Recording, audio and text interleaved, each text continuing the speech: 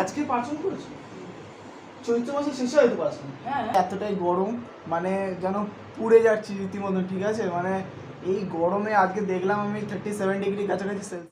তো ঘুরিতে এখন 4:10 বাজে, ঠিক আছে? গেছিলাম আমি পড়তে, তো এই পড়ার থেকে সবে এসে চান টান করে দেখতে পাচ্ছ ফ্রেশ হয়ে নিয়েছি পুরো।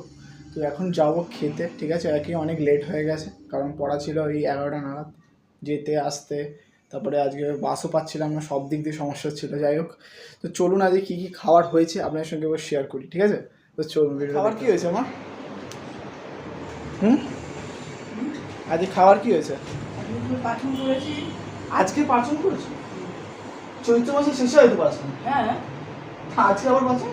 বিনা সিমে করিনি, ওই মামার কাজের সামনে ছিল তো ওই জন্য করিনি। আর আজকে করেছি মোলা মাছ, ডাল, পাচন। আচ্ছা, ডিম। ব্যাপারটা হলো